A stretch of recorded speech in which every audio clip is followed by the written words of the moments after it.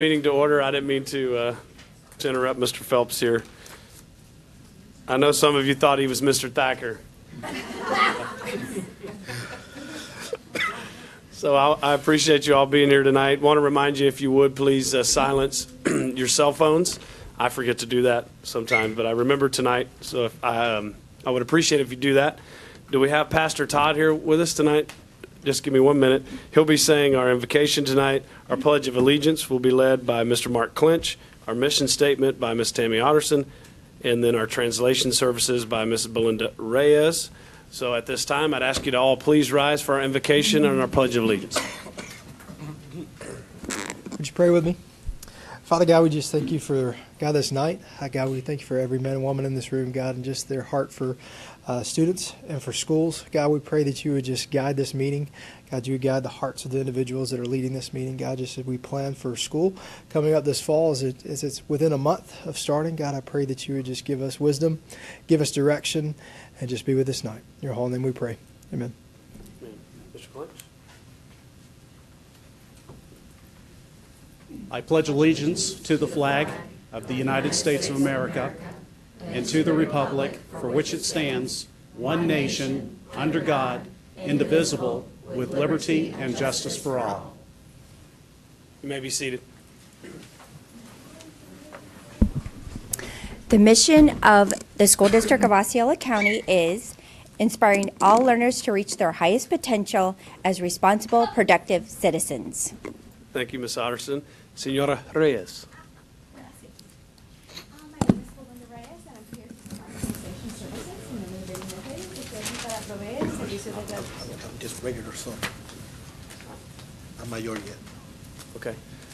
So we will, thank you for that, Ms. Reyes. We've just got where Mr. Thacker's not coming, so you're stuck with the three of us. So I hope that's all right for everybody. This should be short, but it's time to ask for positive comments. I'll start with you, Mr. Washire. No, I'm good. I would just say, since there's only three of us, I encourage you guys to vote with me on everything that I recommend tonight. Other than that, I'm good. Got you, Mr. Soto. Yes. Good evening, everyone, and thank you for joining us today at our public board meeting. Positive comments, what do you do when you're asked something and you don't have the answer? You Google it. So, well, that should be the first thing you do. Then you go down the list. So I Googled positive comments. Didn't have to go too far. So here's my positive comment. Board. Spread love wherever you go. Let no one ever come to you without leaving happier. And that's just a little scrolling down from positive comment. That one is attributed to Mother Teresa. Isn't that nice? I hope that you enjoyed today's positive comment. Thank you. Hey, real quick, that was good, but if you would have gone two more down, there would have been me on there. So you should have scrolled a little deeper. Let me see. Teachers, you always have that student, right? Thank you, Mr. Soto. I guess I just wanted to hope everybody had a wonderful July 4th. I know I enjoyed July 4th down at the St. Cloud Lakefront. They do a fantastic job. I want to thank the city of St. Cloud, the St. Cloud Chamber of Commerce. They did a great job. When I got home that night, I was turned on Turner Classic Movies, as I do to help me fall asleep sometimes. And although I do enjoy a lot of the old movies, there happened to be kind of a musical. There wasn't a whole lot of music in it. It was made in the 70s. It was called 1776. I don't know if many of you have seen it, but kind of thinking about it, watching it, basically was a film about the time from June to early July in 1776. And it reminded me that even though today that we realize what we hear on the news all the time, people call it, we've never been this divided, we've never been this tribal, we've never been this, we've never been that. And it reminded me that when I think it was Mr. Lee of Virginia made the resolution for independence, it didn't pass. New York abstained, and I think it was a tie vote. And there's probably a history teacher in here that's going to correct me. And it was a movie, so please, I didn't have time to do my research.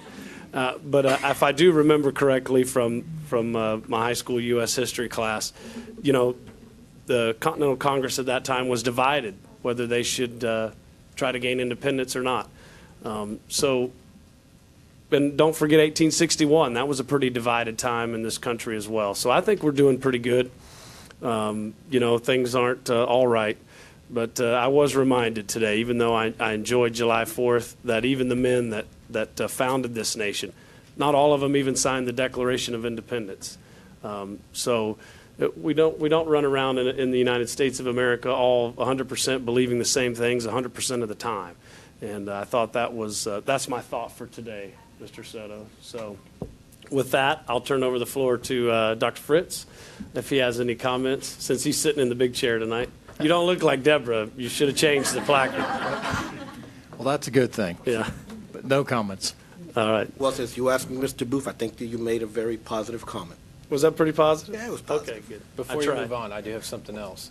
I want to congratulate Mr. Booth and Mr. Thacker. As some of you may know, they were both reelected to the school board unopposed, and I couldn't be more pleased that you guys will be coming back to serve another term for our residents, for our schools, for our education community. And I have to tell you guys, it's a tremendous blessing to me to work with you and Clarence. I'll share it with him as well, but we're proud of you guys. We're grateful for your service. We're grateful for your work, and our district is fortunate that you're coming back. So Thank you, Mr. Weisher. I appreciate it. Yep. Looking forward to it. I've appreciated serving with you guys. We do have fun up here most of the time. All right, that moves us into our presentation portion of the meeting. Tonight we have Ms. Karen Nagy of the Leukemia and Lymphoma Society. Did I say that correctly? You did. All right. Please, Ms. Nagy. Thank you so much. Good evening. And I want to start with a little bit of background here for those of you that are not familiar. So Student Series is a set of science-based service learning and philanthropy program benefiting the Leukemia and Lymphoma Society. Many of you in here may know us as Pasta for Pennies or Pennies for Patients. We provide, we connect schools with local blood cancer patients and provide tangible life skills to participants and allow students to see the difference that they can make in the life of others. Schools that participate in our program receive a comprehensive experimental STEM curriculum that they can incorporate into their fundraising and beyond. This school year, we had 400 schools throughout North and Central Florida that participated in our Pennies for Patients campaign, and collectively they raised $525,000. Here in Osceola County, we had 33 schools raising $41,000. And I think that is tremendous, and we're very proud of that. And of course, all of the schools that participate we value very much, but there are a few that consistently stand out with us. Highlands Elementary School, St. Cloud Elementary School, Westside K-8 School, and Celebration School all did a very good job this year, as did the other ones, but these truly stood out. Over the past 15 years, Osceola schools have raised over $700,000 through our programs. And the money that they are raising are enabling LLS, or the Leukemia and Lymphoma Society, to do vital research for blood cancer patients and provide financial support to patients and their families. So I am here tonight to thank the Osceola County, the school district of Osceola County, for the partnership that we really have developed with the schools over the years. And I'm just giving this community partnership award to the school district. We'll come down. Keep going. Awesome. And I hope to continue these partnerships for years to come. Thank you so much. Thank you.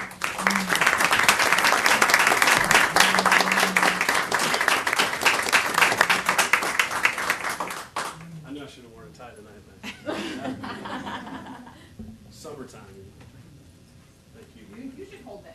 Okay. Yes.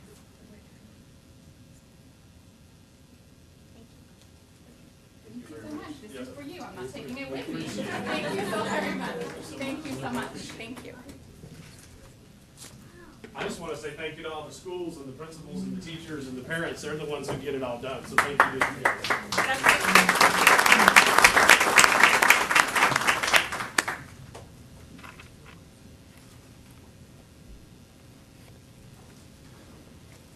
All right, moving on.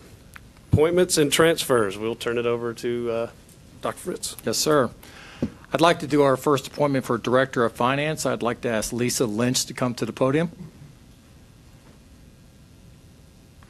As Lisa makes her way up here, I'm going to review her career with you. Lisa has had many positions, from an accounting clerk at Middle Tennessee State University, grant specialist at the University of North Florida, accounting support for telecom department at the Middle Tennessee State University, state information systems and auditor for the comptroller of the treasurer in Nashville, and senior state auditor for the state of Florida, Auditor General. She's received her bachelor's degree in business administration and accounting from Middle Tennessee State University. I will make a motion to approve if you say go Knowles. Do I have to, Sarah? No, you don't, because I'll vote no if that's what you say. You got your back. Thank you. I was warned. Second. I have a motion by Mr. Weissauer, second by Mr. Soto. Board, all those in favor state aye. Aye. It's been approved, 3-0. Thank you very much, and congratulations. You would say a few words? I'd just like to thank the board, and I'm really looking forward. I met everybody up in the department today, and I'm really looking forward to being here. Everybody's very nice and very welcoming, and I really appreciate it. Wait Thank until you you. get to really know us. We're glad to have you. Thank you very much. Our next appointment would be for the assistant principal position at Deerwood Elementary School. I'd like to bring Jacqueline Centeno to the podium.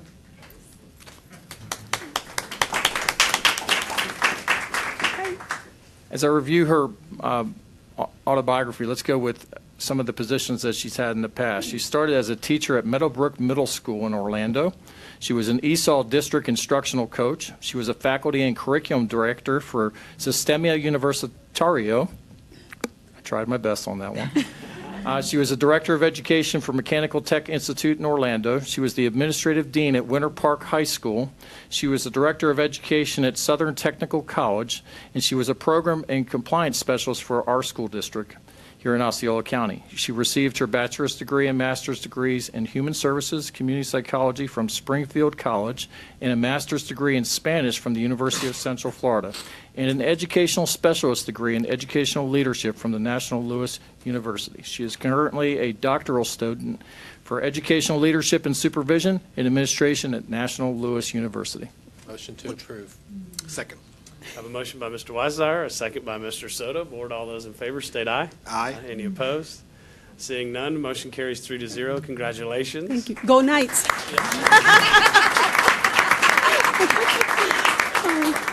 Well, first of all, thank you very much. Thank you for the appointment. I am truly honored and excited and nervous. And I really want to thank my mom and my sister are here on vacation, and they're leaving tomorrow. So I'm glad that they're here to support and see this happen for me and my family. I really want to thank Mr. Noyes, who's sitting back there. He's a principal at Kissimmee Elementary, and he's been a great mentor and a great leader and a wonderful support for me. But I'm super excited to work with Mr. Confessor and ready for the challenge, and ready to go to work. So thank you very, very much. I'm truly We're super grateful. excited to have you. Thank you. Thank you.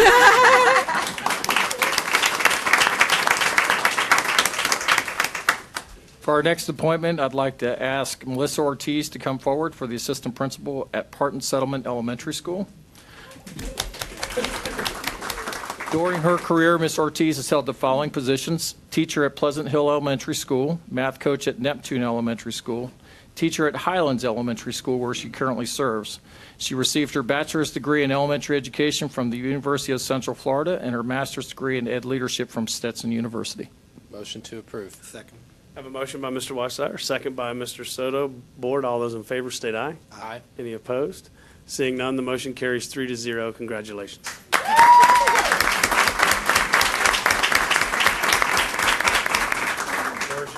Oh, yes. I just want to thank everybody for this wonderful opportunity, and just want to thank my lovely mentors, Ms. Doa, Ms. Cummings, and my new Parton Settlement family, and my husband and children, and my good friend is here.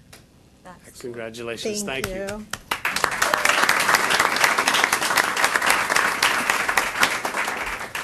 And our last recommendation this evening is a transfer. I'd like to ask Erin Williams to come to the stage. Erin is currently the assistant principal at Deerwood, and we're asking her to do the transfer to Michigan Avenue Elementary. Motion to approve. Second. A motion by Mr. Weissauer, a second by Mr. Soto. Board, all those in favor state aye. Aye. Any opposed? No. Motion carries 3-0. Congratulations. Thank you so much. I am thrilled about this opportunity. Thank you so much, Dr. Espis. Yeah. I have been able to serve at Deerwood for the past 2 years, and I have learned so much. And I have learned so much even in the very short time that I was able to work with Mr. Confessor. But I am thrilled that he is going to remain my mentor as I transition into this new role. And thank you to the board. Thank you to Ms. Nichols. And I want to say hi to my kids. Hi, Gavin and Madison. I love you. So, thank you. Congratulations. Thank you. Congratulations. Look forward to having you at Michigan Avenue. Oh, congratulations to all of you guys. And I would say that now is the time, if you'd like to get up and make a commotion and leave, that'd be the time to do that. You don't have to stay for the rest except for Miss Doe. So, no, I'm joking. No, I'm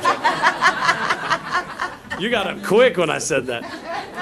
Also, while our folks that have been appointed or transferred to new positions in the district are leaving the room, I want to remind you that if you are here tonight for a public comment, we do ask you to fill out the yellow sheet at the front table there by the doors coming in, and please bring them to the board secretary, Ms. Tanya, up here. I don't have any right now, but certainly this is the time, if you're here to do that, to get that done.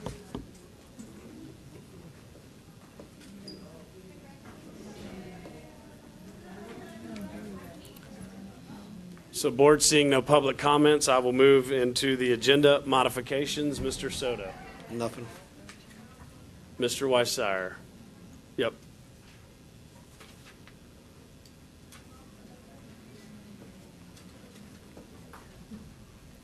All right, I do have modifications. Yep. I'm just making sure that I. Actually, while you're figuring all that out, let me say that, board, I do have a modification as well. I'd like to add the CAPS program to, I guess I could just add it under school board comments.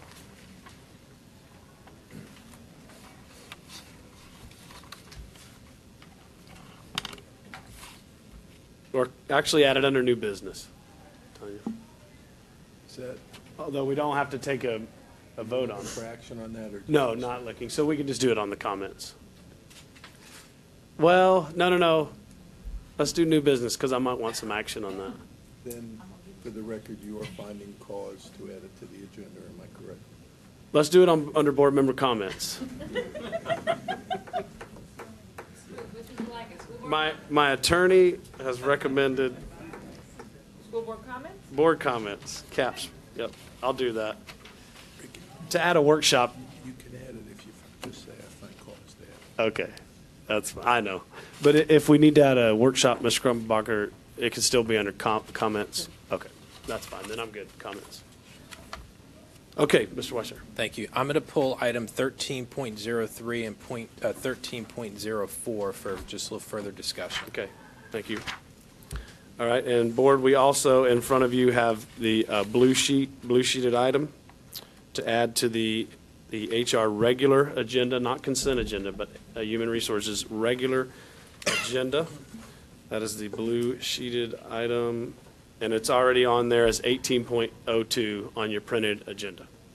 So board will add the CAPS program by Mr. Booth to the board member comments. We'll remove item 1303 and 1304 from the consent agenda, and we will add them under regular facilities. So they will be right after 19.01.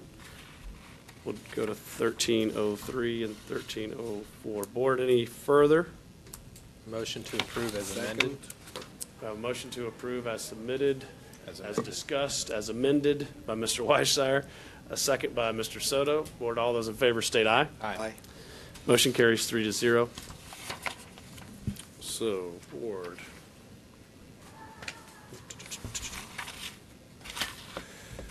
Last sheet. Information. Oh, here we are. That brings us to the information portion of our meeting.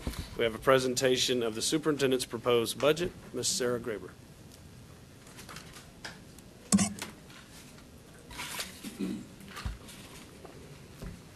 Good evening.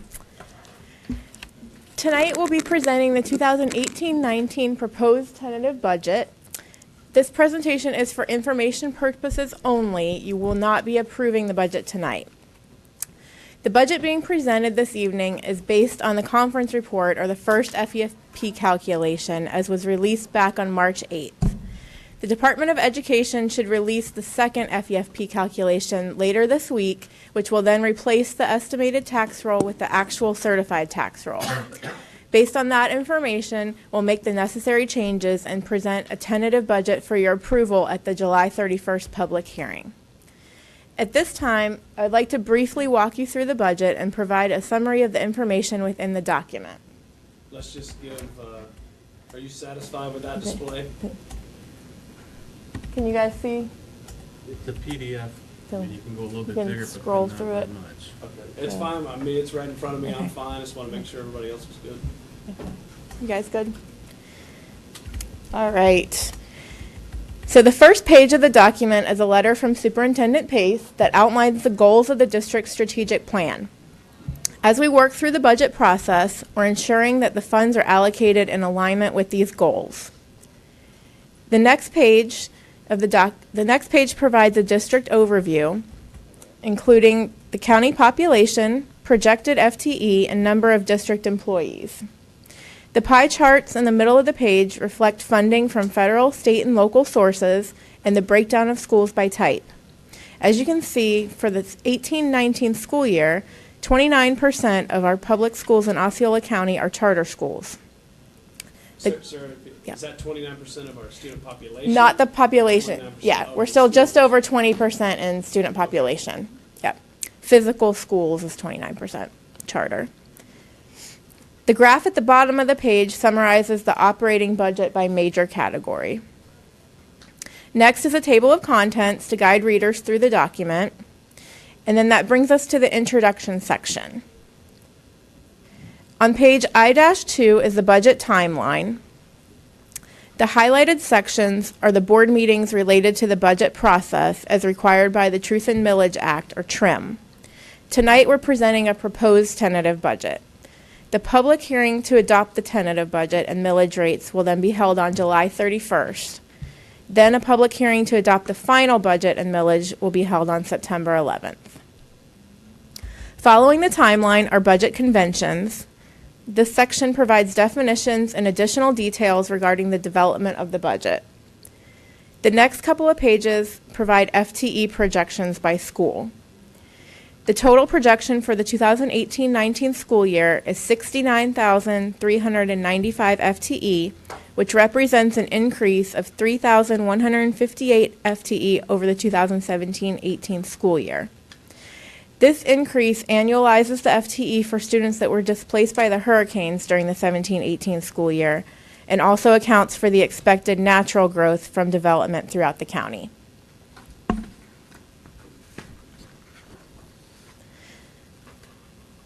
This graph shows the same information, but also provides a historical overview of the district's FTE over the last 10 years.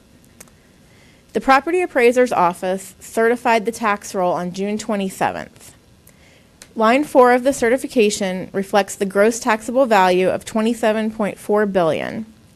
The certified amount of this certified amount is $671 million more than the Department of Education's initial estimate that's included in the conference report. The proposed millage rate may be adjusted when the certified tax roll is incorporated into the second FEFP calculation. The graph on page I-11 provides historical data relative to the property tax millage rates and levies over the last 10 years. You can see how the total millage rate has decreased while assessed values have continued to increase over the last few years. Since the legislature implemented the rollback of the required local effort millage rate in 2016-17, the district has lost $41.7 million in property tax levies due to the rollback policy. This next report compares the fourth FEFP calculation for 2018 to the 2019 conference report. I'll emphasize a few points here. The base student allocation of $4,204 is on line 20, and this is an increase of 47 cents per student over the prior year. At the bottom of the page on line 62, there's an increase in total funding of $31.8 million, and right below that you can see that this equates to a $139 increase per student, or 1.99%. Keep in mind that a large part of the additional funding per student has been allocated to restricted programs, including safe schools, mental health, and a funding compression allocation that may be non-recurring. Page I-13 shows the change in total FEFP funding and funding per student since the 2011-12 school year. Although funding levels have increased over the last several years, funding per student has been much slower to rebound since the economic downturn. The next several pages define and describe the different components of the Florida Education Finance Program. As part of statutory requirements, the board will also adopt a policy for the expenditure of lottery funds as part of its tentative budget. On page I-20 is the proposed policy for the 18-19 school year.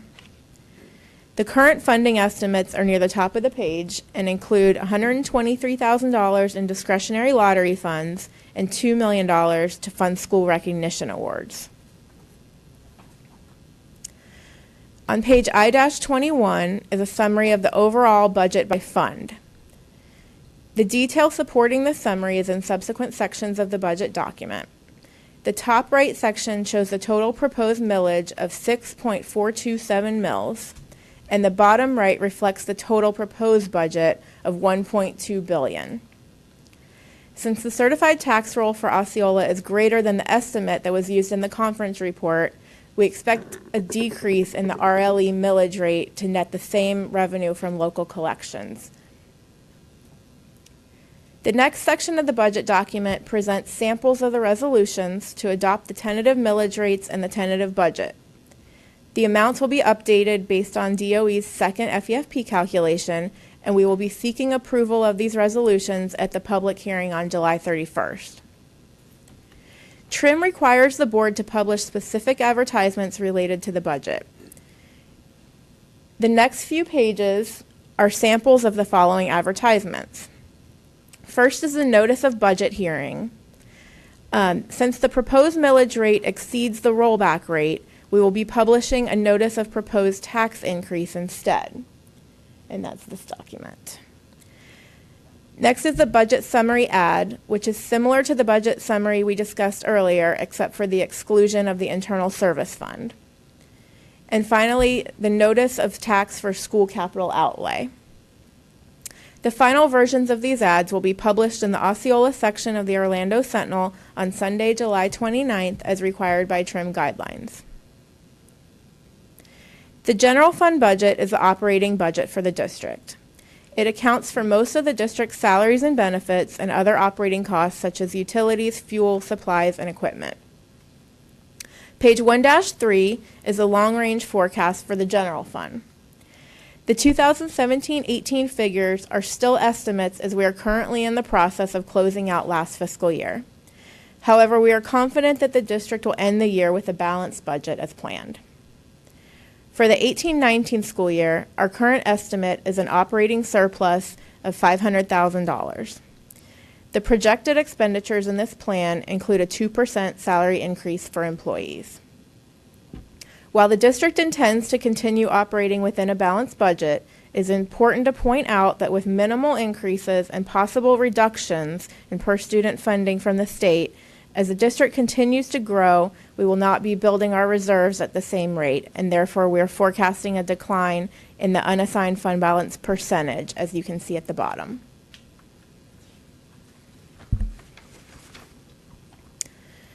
The general fund budget summary provides the same information with some additional detail. On this schedule, estimated revenues are presented by funding source and appropriations are presented by major category.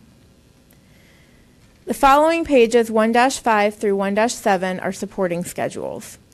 Each of these schedules also compares the 2018-19 tentative budget to the 2017-18 final budget.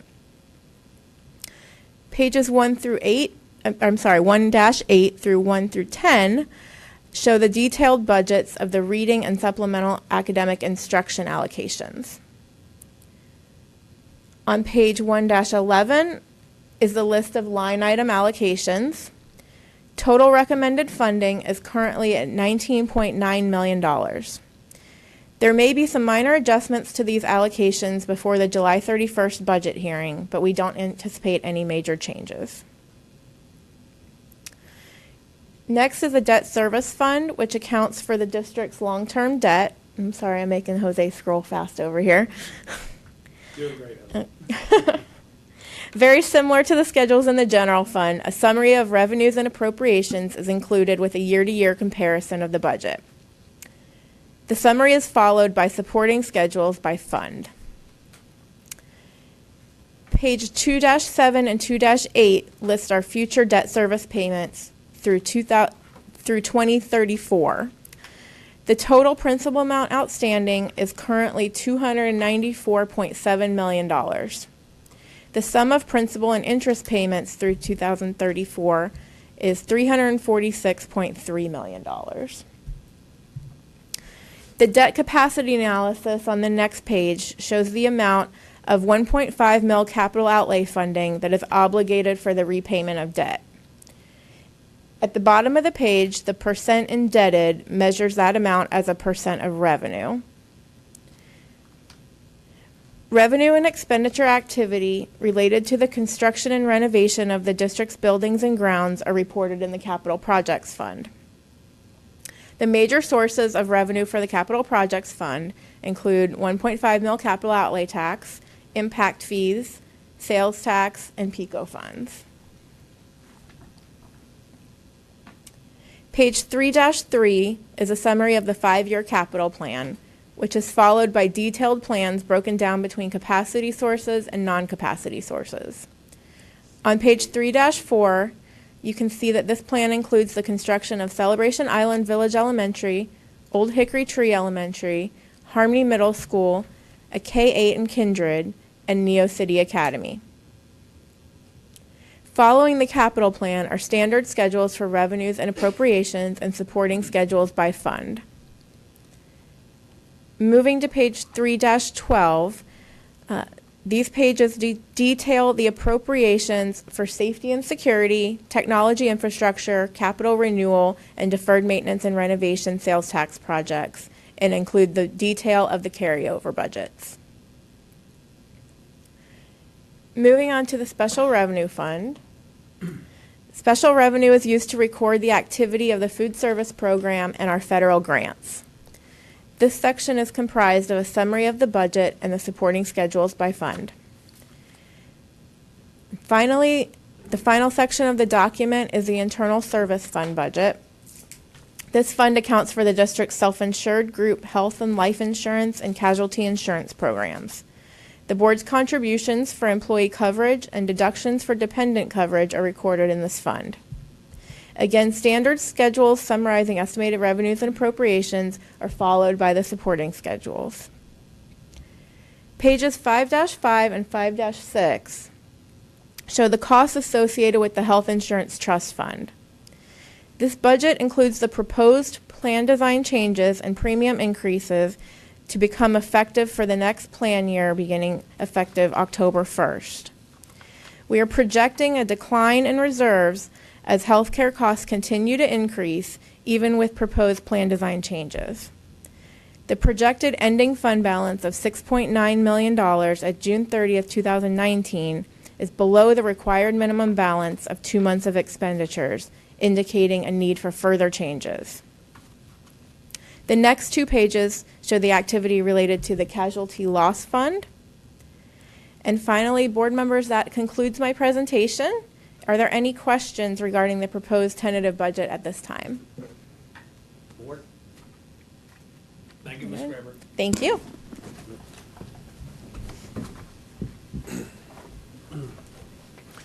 That'll bring us to our next 2 information items, both be presented tonight by Mr. Kindable.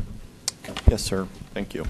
You have your monthly packet with the Health and Life Insurance Trust Fund monthly report. We did have a slight reprieve last month, but the claims are back up again for the month of April. Or I'm sorry, April was lower, and then the month of May went back up a little bit. Enrollment stayed relatively the same.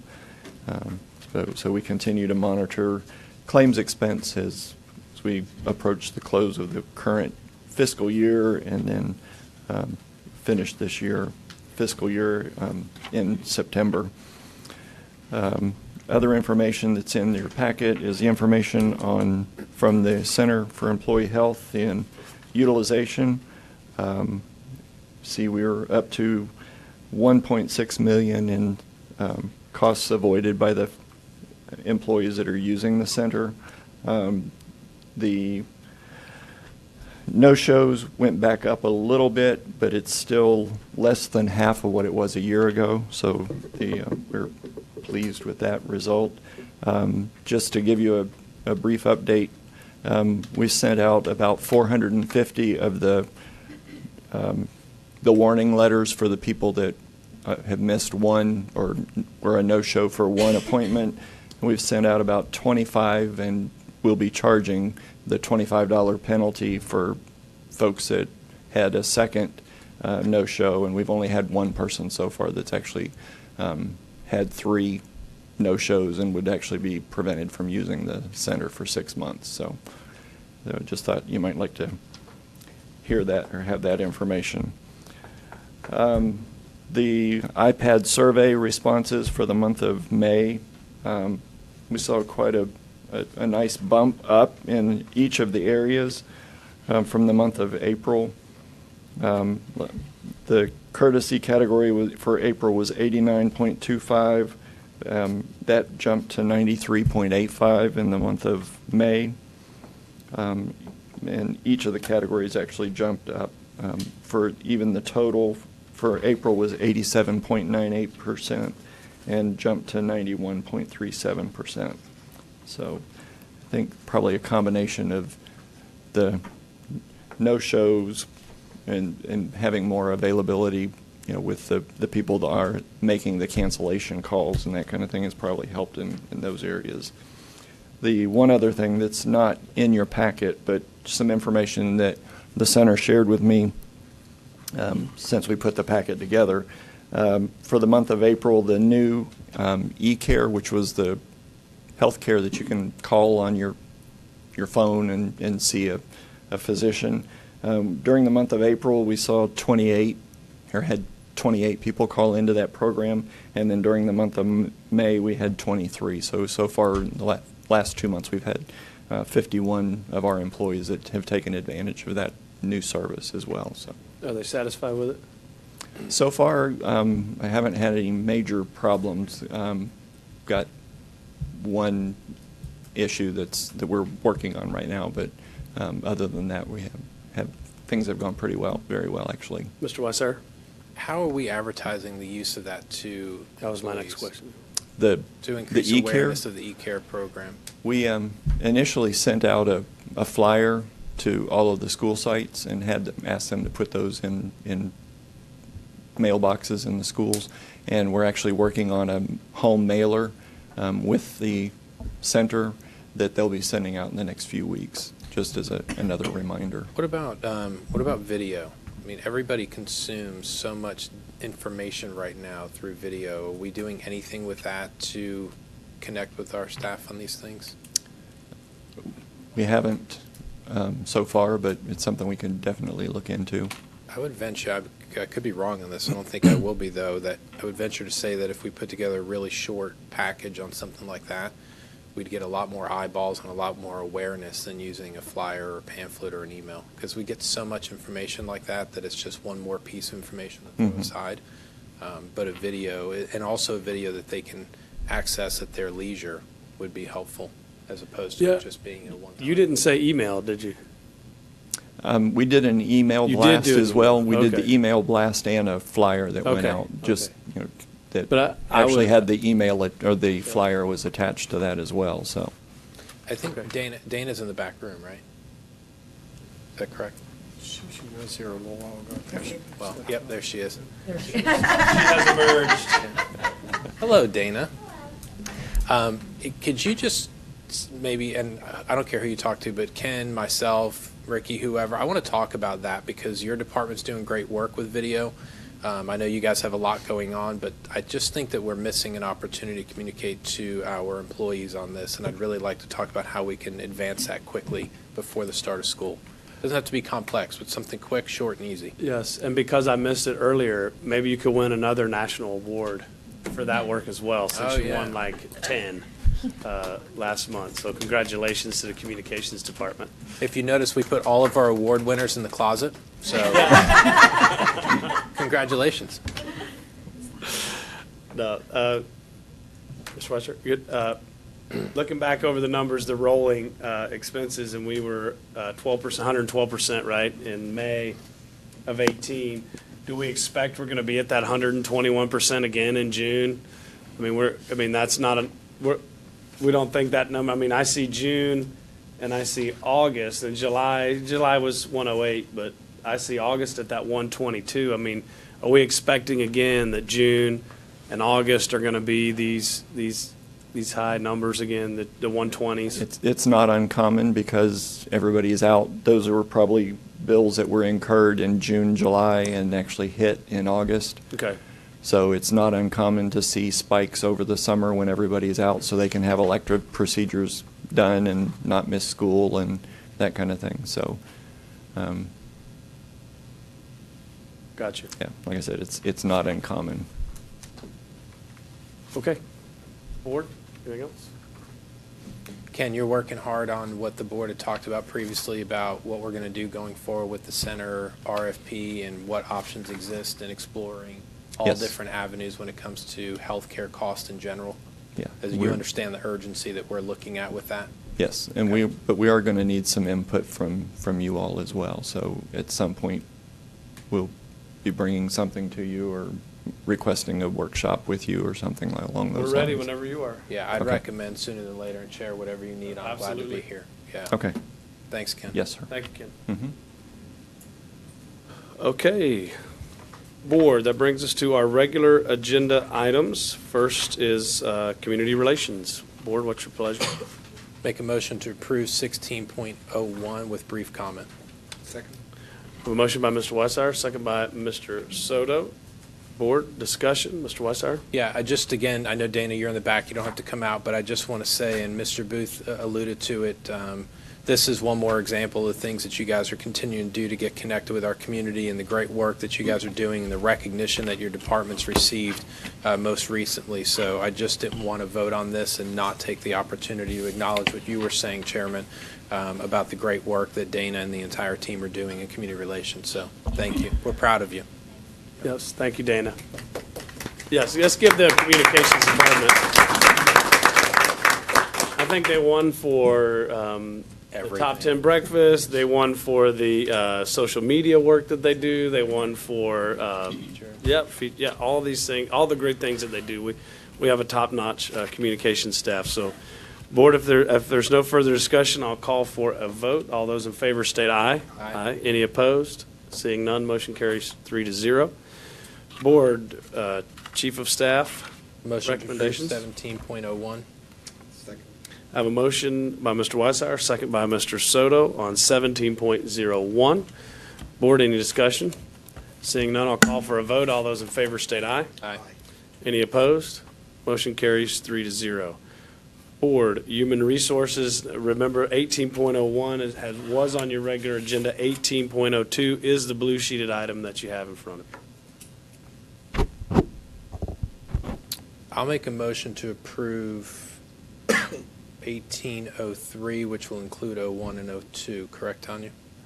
Okay, and then just brief comment. Okay, Second. second that. So Board, I don't have that on my sheet, so I'm assuming it's on the website and I have to go back Yeah, off my 1803. PDF. 1803 is just approval of all items under Gotcha. 18. Okay. 1803. So we have a motion by Mr. Weisauer, second by Mr. Soto with some discussion. Mr. Weisauer? Just brief, Mr. Clinch, this is part of what you and I, and you spoke with other board members about previously, and just really getting the alignment with those various pieces, parts, and components for your department, correct? Yes, sir. Okay. That's correct. And this will provide additional opportunity with the adjustment for the recruitment of the people that we, or the person in this regard that we need, correct? Yes, it will. Okay. And then this is a position that you're looking to fill or is already filled?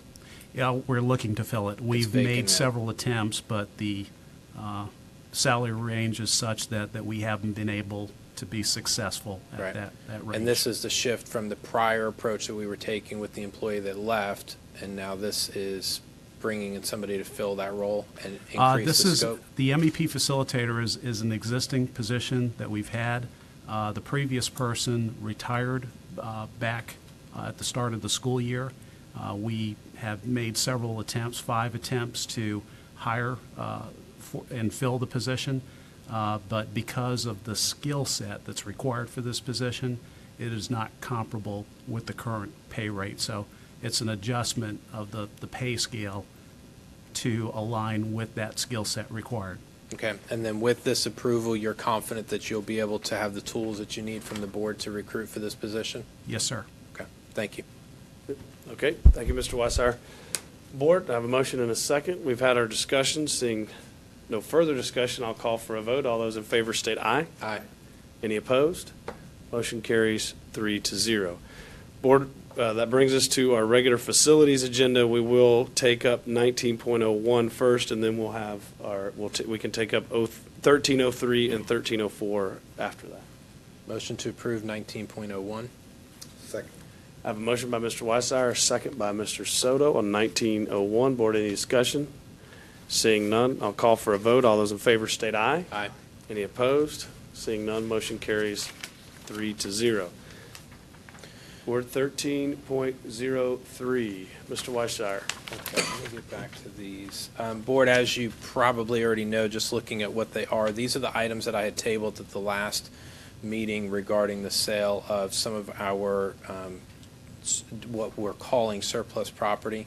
A couple things that I do want to comment on. Number one is I did have a good conversation with the superintendent as well as with Rhonda Blake, and I want to make sure that before any other actions taken that I make sure I acknowledge what I said to her personally, which is that I know that her and her team are doing an exceptional job and bringing these type of recommendations forward are 100% in line with the direction that the board has given. So I want to make sure I say that publicly, Rhonda, because I know that anytime one of us keys in on something like this, you guys have done a lot of work, and it can be frustrating because you're like, great, I did what you guys told me to do, and now you're not agreeing with what I did.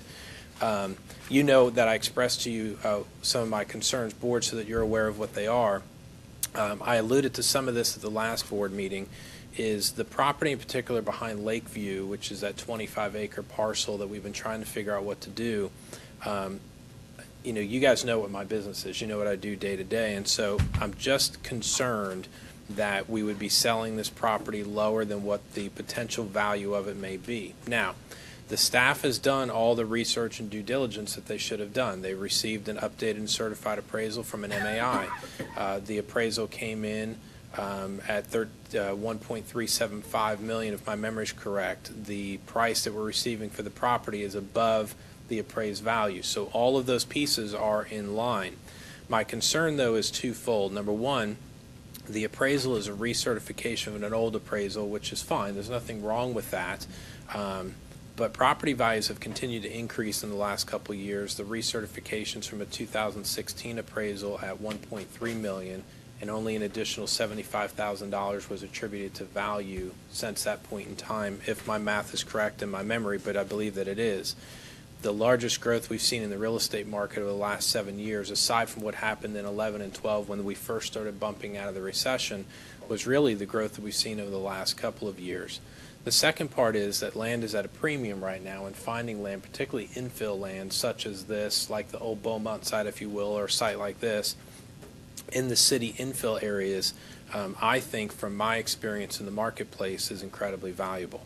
All that said, I may be wrong, just so you guys know, meaning the numbers, the evaluation, the work, and the recommendation may be 100% correct. I'm just more wanting to err on the side of caution.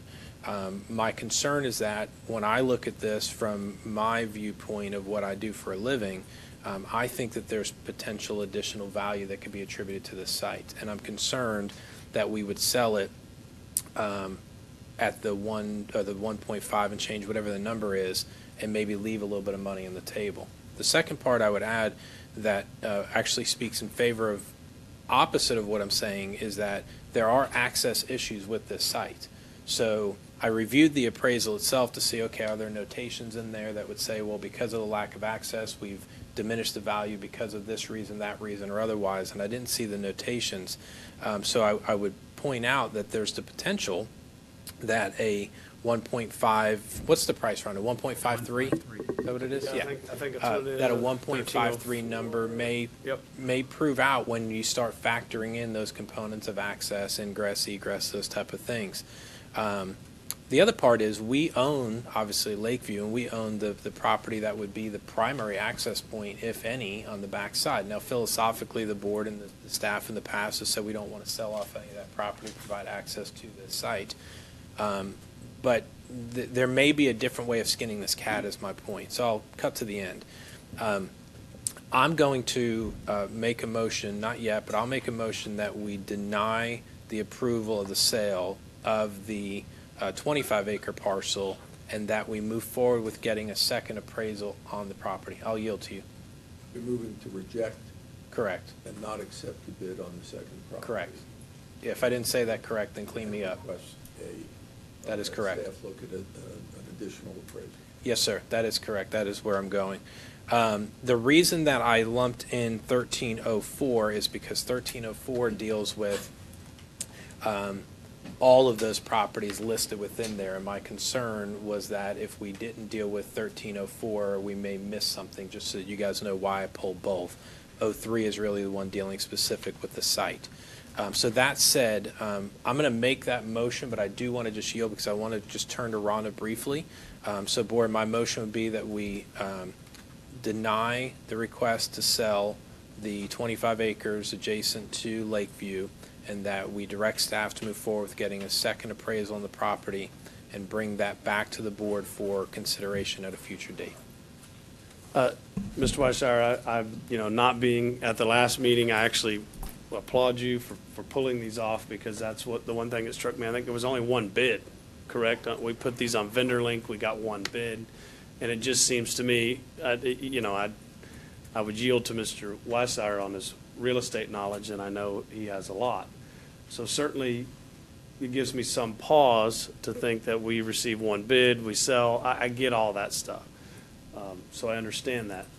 Now with that though, I guess leading into my second question, if we go out and get a new appraisal on this property, which I'd be in favor of, and we go out, should we not also go out and get a new appraisal on our Covington Estates property? And how do we go about marketing those different than we did before to come up with a different outcome? So I have 2 points maybe, and then Rhonda. I don't know the appraisal on the Covington Estates property. It's about 1.9, no. We purchased it for 1.9, but I believe the appraisal came in lower than that. Okay. It was purchased in the big times, right? The good times. It was actually part of concurrency where Covington had to assist us in mitigating for them. So they sold the property to us at that time. So there were 2 appraisals. We met in the middle. Okay. But the value that we purchased it for, we've yet to be able, so we've had it appraised twice in the last 3 years, and we've yet to be able to get it back up to the price we purchased the property for. Out of all of them, that is the one that shocked me, because I had 3 interested parties for about 8 months for that property, and then none of them placed a bid for it. And I had nobody really showing much interest in Lakeview, and then I received an interest for it. My understanding is VendorLink took about 34 hits for the 3 properties combined. As far as where we're going into the future, we'll be bringing a broker RFQ to you to help us assist not only in selling properties but in purchasing because of the need for the property out west. But right now, this was our only option for pushing the information out there for these 3 properties. One other thing, Board, and I appreciate your indulgence in allowing me kind of talk and walk through some of this. And I'm doing this because I think it's important that, I've spent a lot of time looking at this, and you guys may or may not have done as much background search on it. And I say that to say, understand the importance and the time value of money. And I think Rhonda would mention that as an important item. one of the things is freeing up capital for the school board so that we can purchase additional property to deal with some of our transportation concerns we have, particularly on the west side. So this goes against what my motion is, but I want to make sure that I'm fair and honest with you guys to say that there could be a counterpoint made that says, no, it's better to sell this now, even if it is, let's say I'm off by $100,000, because the money that we would save operationally by moving forward on a new transportation facility on the west side of town, we could save some operational dollars there, so on and so forth.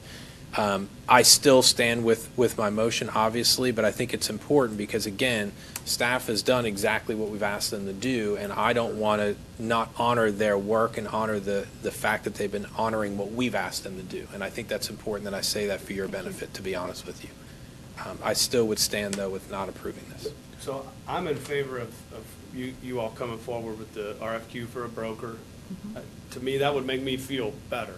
Okay. Like we've done our due diligence in moving these properties along and getting them the most exposure, the exposure they deserve. Because I really can't even believe that nobody would want, as fast as things, I mean, I drive by Covington Estates, I won't say on a daily basis, but quite regularly, because it's the only way in and out of my house, but it's still about 8 miles north. But nonetheless, you know, there is a ton of construction going on right there in that area. And so it shocks me. So I'm glad we're moving in this direction. I want to thank you, Mr. Weisshire, for pulling it and having this discussion, because at this time I don't think I could support it either. I guess maybe getting down to the nitty-gritty to how we do this, would it be better to approve 1304 just by pulling lot number one out of 1304 and approving no bids, but approving the cannery? Could I ask a question? Yeah, please. Yes. Rhonda, can you go over, for the record, 13.04 and specifically the approval that's being asked for, and let's dissect it. That's the bid, I believe. I didn't want my Right. agenda up here. But it's, So the bid, it has 3 separate bids on it. One was called Lot 1, so that's Lakeview Elementary, the 25 acres, and the recommendation was to sell to the Pulte Group for their bid of $1,530,000. stop at that. Mr. Weisshire, is your motion a rejection of that bid? Yeah, and I understand where you're going, Council. I think what we would do, and Mr. Booth, tell me if you agree with this, is that we would potentially approve 1304 with the removal or not including number 1 and number 2. Yeah, and what I want you to do is formally reject the bid. Okay. If you could I go section by section? Yeah. So could we have a motion to reject Lot 1 bid? Yes, sir. So moved. I'll second.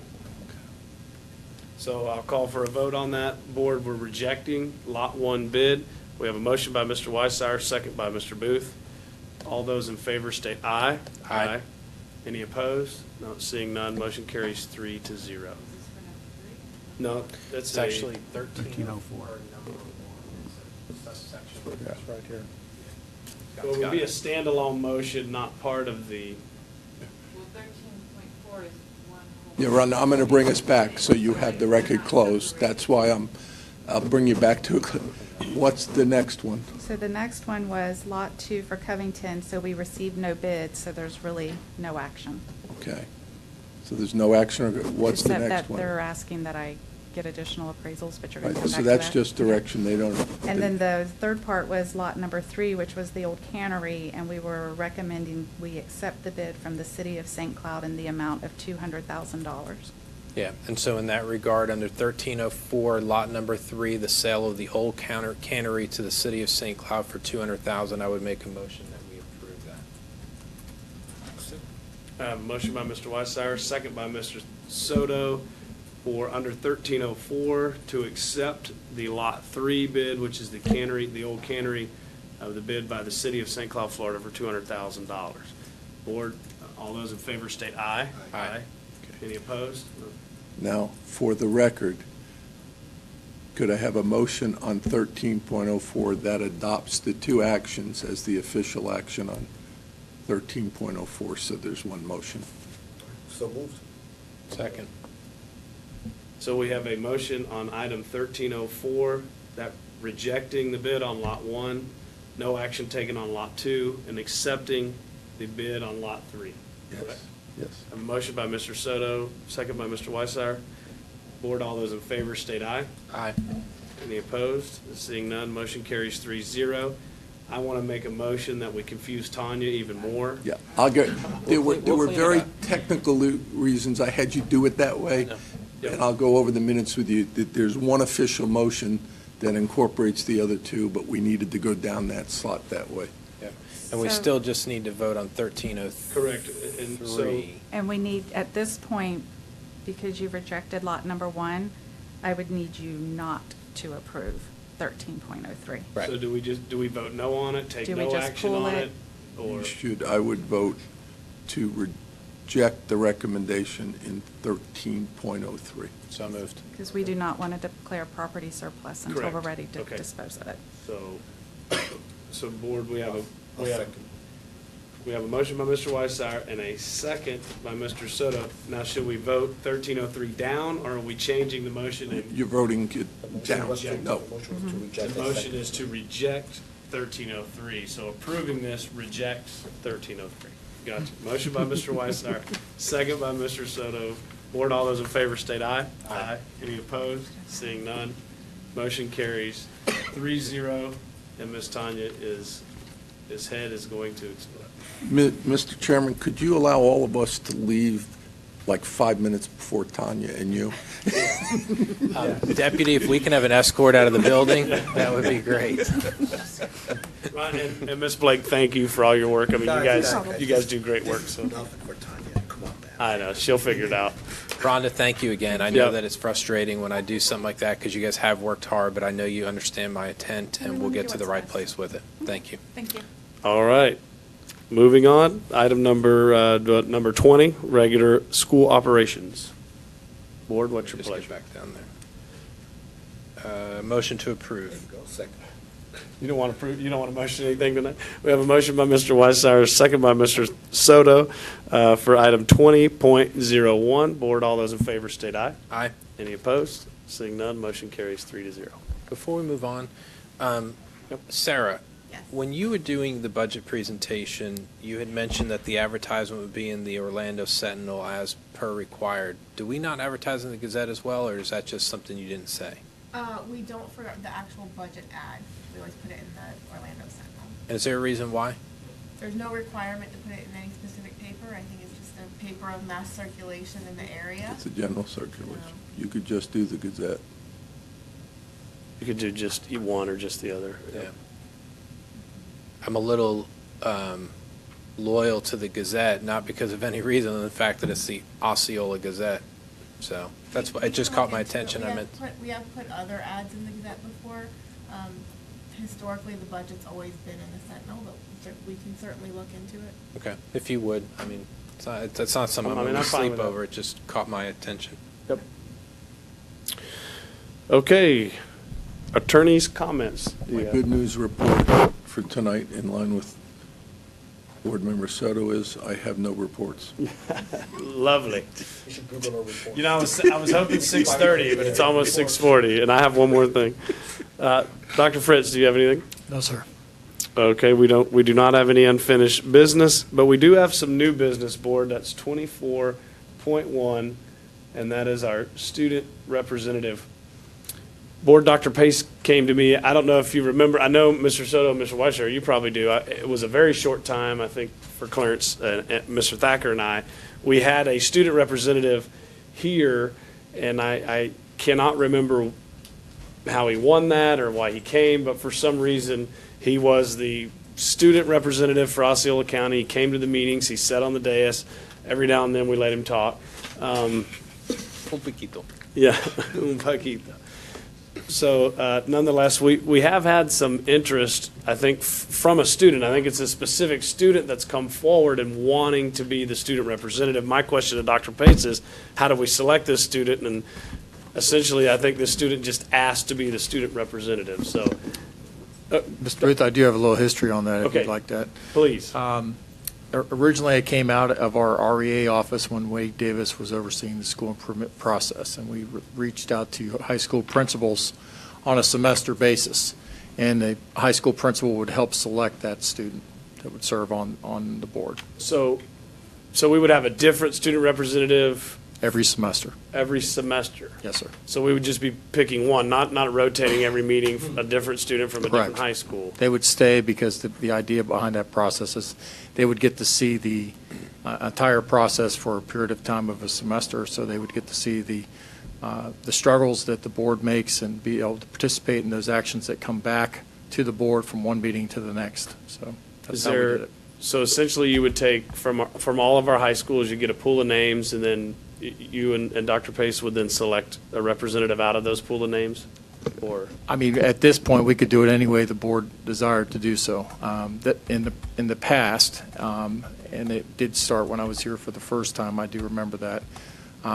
But it was a select school for that semester, and they supplied the students. So, however we wanted to do it, if we wanted to go in alphabetical order, if the board chose to do it that way, if you wanted to rotate it every other meeting, that would be your pleasure. I'm fine with that idea, Dr. Fritz. I enjoy the student representative, so I'm completely fine. I would have enjoyed it when I was in high school to come and be bored out of my mind here at the school board meetings. But certainly, no, I would have enjoyed it.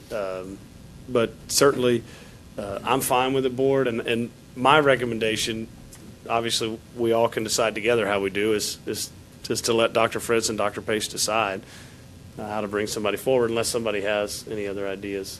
May I make a suggestion? Yes, please. If you wanted to do that, I would suggest that you entertain the idea of at least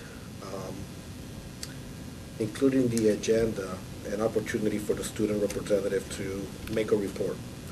Okay. Say somewhere like, and I wouldn't put it at Positive the end. comments? No. I wouldn't put it at the end or at the beginning. I would put it right where public comments would happen. Okay. That way, before appointments and transfers and things like that, I do agree with you. It's a great opportunity for a student to be involved. I think that student can also be, contact with other board members for, before they go ahead and open their mouth and say what they're gonna say, and get some advice and some feedback. And at the very least, it may provide an opportunity for students to, through that student representative, to communicate to us. The reason that I say that we allocate some time on the agenda is so that opportunity is always there, because before, you're right, I mean, I don't remember Maxwell Frost ever making a statement, hardly, maybe once. Once or twice, we asked him something. Right. And that was it.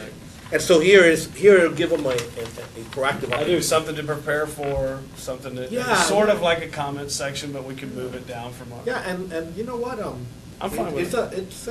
It's an experience for someone so young. 3 to come minutes, in. 3 minutes max. Yeah, you could do it like that. You could do it like that. Give them 3, 5 minutes, whatever you're comfortable I was with. thinking 2 to 3, not 3 to 5. Share whatever you're comfortable with, but, in other words, if we're gonna have it, let's make it meaningful, otherwise that's my suggestion. Well, I think Mr. Weisser wanted to make some comments. Yeah, we'll put the student in this chair right here. Yeah. Couple things. If you recall, there were a number of times we asked Maxwell if he wanted to say something. He said no. And so sometimes a student just doesn't want to speak, and we need to be mindful of that.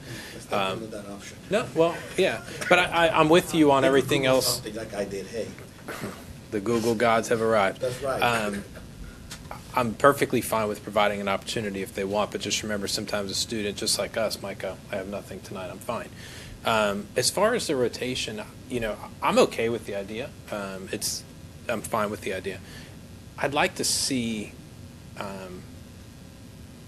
increased opportunity throughout the year. And so I don't know, like I wouldn't, look, I could agree to once a semester, but I'd like to see it more frequent to where more students have an opportunity to do that. If it's once a month and you rotate through, or once every other meeting, I don't know what it is. I think if you did like a different student every meeting, they would never really get deep into what it is. They'd never really connect. The first meeting would just be they show up, they're scared, they don't say anything, and then they're gone. But maybe once a interactive with month. you. But they could also, your idea is great, I'm just saying that, don't discard it so quickly. Even like you're suggesting, if they know ahead of time, that gives ample opportunity, for that student to have something prepared. And if it is to include students into this process and have an experience, I mean, you know, we can go, we certainly could find a way to include as many students as possible in a very meaningful experience, in a meaningful way. So those are all great ideas. I didn't think about those. I just wanted to say that. You could even do an interval. You could say, for example, students would have 3 or 4 meetings in a row so that they could accomplish what we wanted, be able to see multiple different venues in the meetings, and then we would have more. So we can do it any way the board chooses to do it. If you'd like, I could go back with Dr. Pace and I could come up with some suggestions like an A, B, C, and D, and then maybe the board likes one of those, or maybe you give us a fifth option. Yeah, my only thing I just want to see is if we're going to do it, let's make it for as many students as we can while making sure we accomplish the intent. Yes, sir. Got it. Good idea. Thanks. Thank you.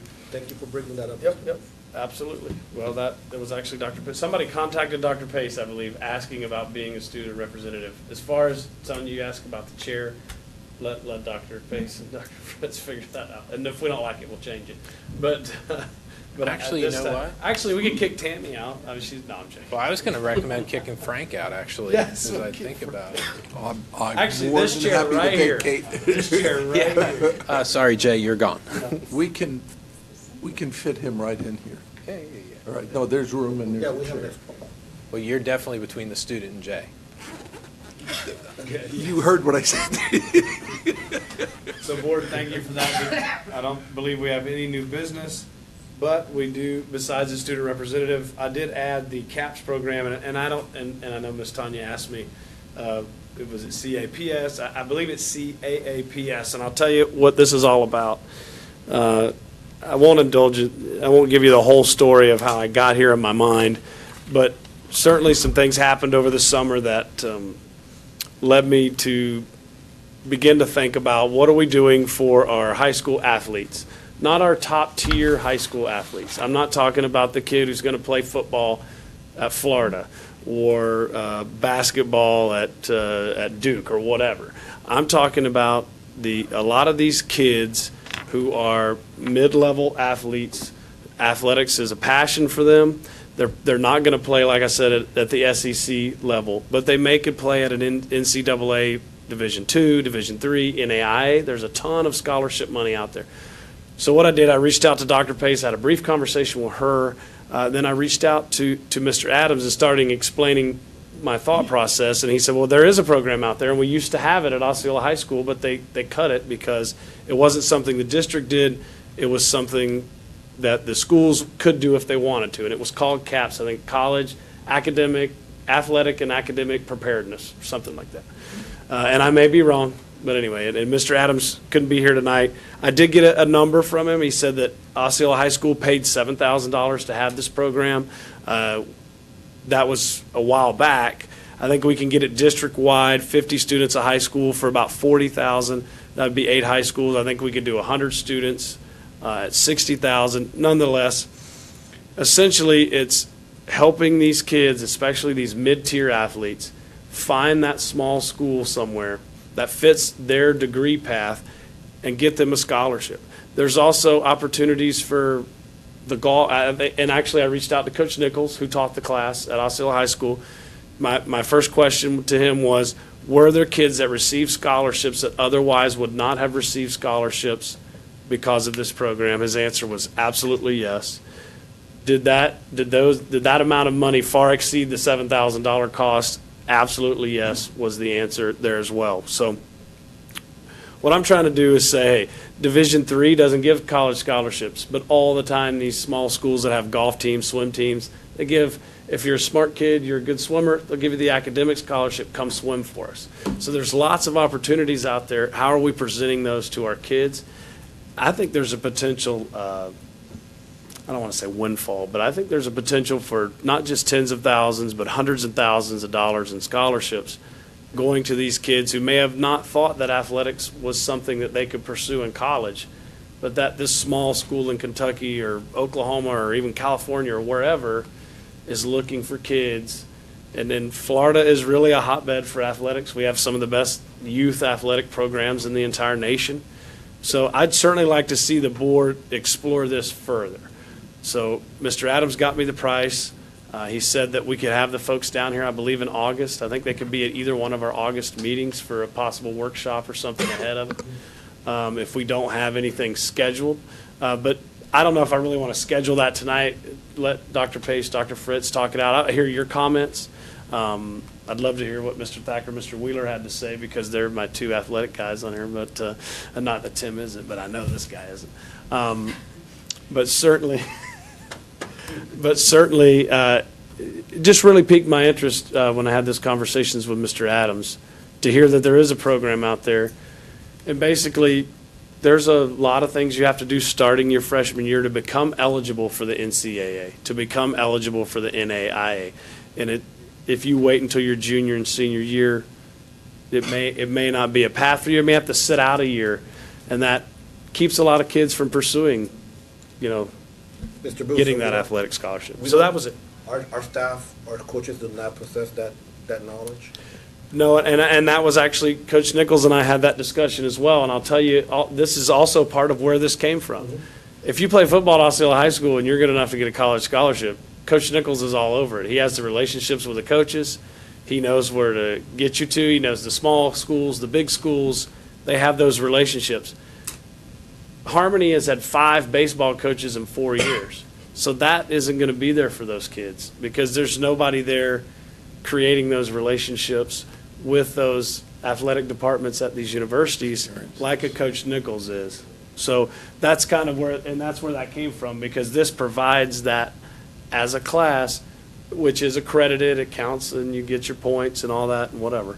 But also introduces you to coaches, introduces you to schools, introduces you to opportunities. So, Mr. Kravenbauer? Well, I experienced this with both my boys being recruited, and the good part about it, I will tell you, is there are services out there that take money from parents.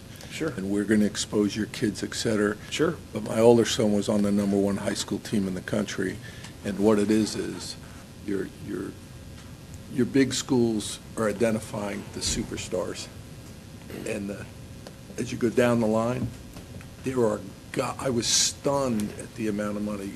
We went, Swarthmore wrote him a letter. It's an elite academic school up in Philly. We went up there, and they don't give scholarships. Mm-hmm. They said, yeah, we don't give a scholarship, but we have grant and aids. Yep. They don't call it a scholarship, but the money's there, and it's just, they're looking for athletes, and there isn't a mechanism for kids that aren't at that top tier level to really be seen or even know. And coaches, that's not their field. Yep, no, absolutely. No, you do get some coaches who are really focused on Correct. helping every kid, but it's generally not the exception. And I saw a lot of talent. We were able to get kids opportunities at small schools. Correct. That would never have had it because we focused on it. Mr. Weiser? Yeah, I think it's a great idea. I would just go back to, you said some of the schools across the country. I'd want to make sure none of our kids are going to school in California. Yeah, all right. No offense, That's Mr. fine. Soto. I'm good. They're Unless it's Berkeley, I'm good. Yeah. Not accredited. Yeah, exactly. Yeah, both stand for You're Berkeley. familiar with the program? Yeah, Mr. Adams and I actually spoke about this today. I wasn't familiar with it until he brought it to my attention, and anything that offers student scholarships, obviously, I'm in favor for. I did give him some assignments, so I'll share with you what I told him to do so he could bring information back. I asked him to look up the Florida course code that the kids use. I wanted to make sure that we're, if possible, even offering some acceleration courses for those students, which would be great. Asked him to also research other large districts or even mid-sized districts that are utilizing this, and to start gathering some statistics as far as scholarship dollars earned and things like that. So he is going to do that for us. I think we could certainly provide a report to you, and then if you wanted to meet with this company, we could certainly bring them forward to you, or if you want to set it ahead of time, that's fine too. Yeah, and I appreciate the task. Yeah, absolutely. The assignments, because I want to understand. I'm in favor of Ricky or Mr. Booth, and I No, think that's that fine. Yeah, I want all that breaking information. it up is the right thing to do. So I appreciate your kind of keying in on it, but I want to understand the mechanics of it a little bit. Yes, What are the me too. pros? What are the cons? How does it impact other aspects of what's happening at the schools? How do we implement it with fidelity across the district? I mean, there's some pieces that I want to understand. I know that's what you're getting Right. at, so thank you. Yep. I know, you know, and to go back, I was recruited in high school to play football, small schools, coaches would call me. The first question was, does it snow when you play? Oh, yeah, it snows the last 2 or 3 games of the season. And I just hung up the phone, never did call them back. But certainly I had opportunities to go play at some smaller schools with some scholarship money available. In the end, I decided not to do that. I have a daughter who will likely be able to get a scholarship in softball, but I'm going to advocate for her, right? And I know what to do. Just like when I was in high school, my dad was a former football coach. He knew what to do. I knew who to contact, who to send my resume, who to send all the stuff to, right? And I could advocate for myself. I'm talking about these kids who don't have that, and may not even be thinking about college. And even if they are, they're not thinking about they could get a free or partially paid for if they go somewhere else. So I don't know, the basketball player at Liberty or the swimmer at Poinciana or whatever. These kids that may not have the situation that I grew up in, where they had the help and they had the means to make that happen for themselves. This could provide that opportunity. You have to have somebody advocating for you, keeping up with that eligibility process, or when it all comes down to the end, you can get overwhelmed by the whole ordeal. So that's where that came from. It's not about my daughter because I can advocate for her, but certainly that's kind of what spearheaded that as we were at a camp at Troy University, a camp at UF, a camp at Auburn University this year, kind of starting to understand the process. And she's only 12 years old, but starting to understand how that process works and what it takes nowadays to get that all done. And it's a daunting task, and I feel for these kids that don't have the situations that my kid did. You know what, Mr. Booth? That's 2 for 2, man. 2 for 2? Yeah. Well done. All right, thank you. Okay. Mr. Booth, real quick, you had mentioned that your father had, the knowledge and the insight and the access and all that stuff. Do you ever think about how disappointed he was at every college across the nation that he tried to ship you off to, you hung up the phone on? Yeah. Clearly Well, he was I trying did. to send you to other parts of the country and you Yes, stayed he close was. to home. Yeah. So. Look, we went on some visits, and I went to some small schools in Mississippi and North Texas, and I just said, hey, this is not for me. I went to some football fields that were smaller than Ganarelli Field at St. Cloud High School, and I said, nah, I don't want to put in this time. And I had the academics actually to go to University of Florida, the most prestigious Florida university in the state of Florida. But with that being said, but that was my decision, Right. and I was able to make that. So, board. So thank you, Scott. You can bring. Is it possible we could have it on the 31st and then get those guys here in August? Yes, we'll get the data to you I don't by believe then. we can do it this year. I think this would be a 2019, 2020 type of thing. If you would like, we could have Ryan present it as an information item. He can come up and share and give you all the information he Awesome. has.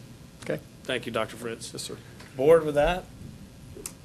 Frank? The only thing I'd add to that, Scott, is just mention to the coaches, we ran into this, on that team that was an inner city team my son was on. Every kid got an offer, except we found out literally in February, a number of them didn't apply, and when you asked them why, they didn't have either the support, and then some said, I don't have the money to pay for the application.